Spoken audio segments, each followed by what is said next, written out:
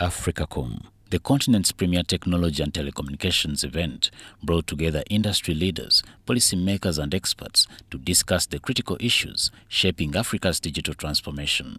A central theme that emerged from the summit was the urgent need to bridge the digital divide that continues to hinder Africa's progress.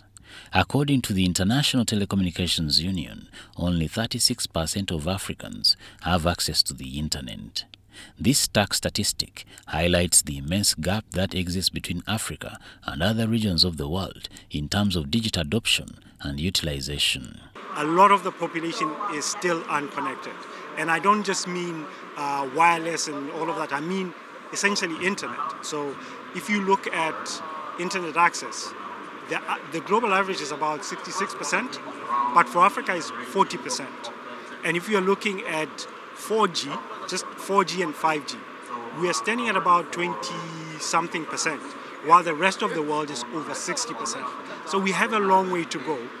The consequences of this digital divide are far-reaching. We do not have enough homegrown creators. We do not have homegrown innovators because they lack access. They lack the tools that are necessary, the networks that they need for them to execute whatever plan they have. We have a lot of health tech companies at Startup Bootcamp AfriTech, and they have struggled to help mothers, pregnant mothers, or people who are in the rural areas to get their products, because those services and products are very important.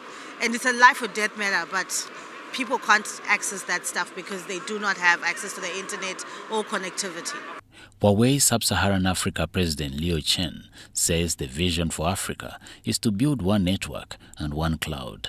He cited Uganda as among the African countries on the right path.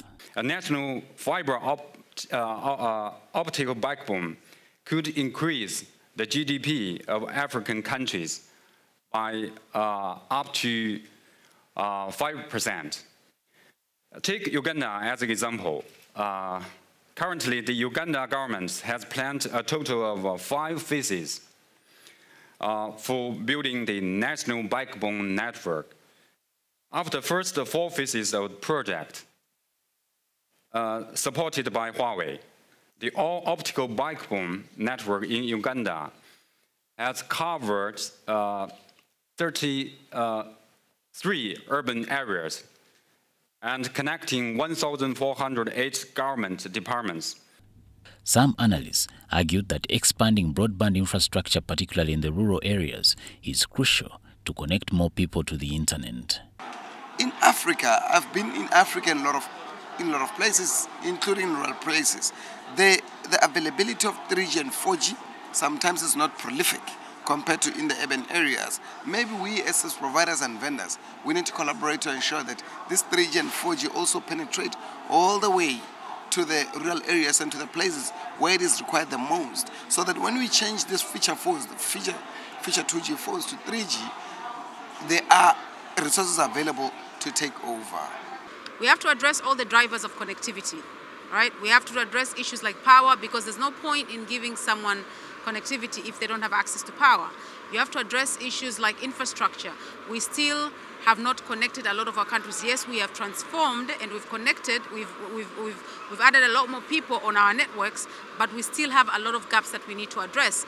Today, the most connected country is Morocco. In Morocco, is 88% of the people are connected. But if you look at the list in Africa, which is Congo, it's only 7%. I mean, these statistics are absolutely shocking. The Africa Telecommunications Union Secretary General John Omo says Africa needs to focus on forward-looking digital infrastructure for economic emancipation.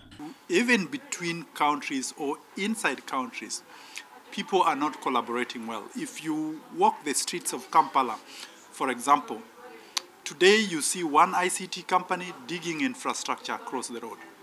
Tomorrow, 100 meters away from that, another company is digging for a duct, for a fiber across the road. Why can't we have an integrated infrastructure development plan for Kampala to say that if you're building a road in Kampala, as a contractor, it is incumbent upon you to ensure that ducts are provided underground, so that if there's need to lay a fiber across the road. We don't have to dig it. The duct is already there. One just puts fiber in that duct, and it links across the road. The AfricaCom 2023 conference, running under the theme Building Future-Oriented Digital Infrastructure for Africa, attracted ministers from Africa, ICT experts, and the private sector. The communications and technology ministers from African countries agreed to promote future-oriented intelligent digital infrastructure for Africa.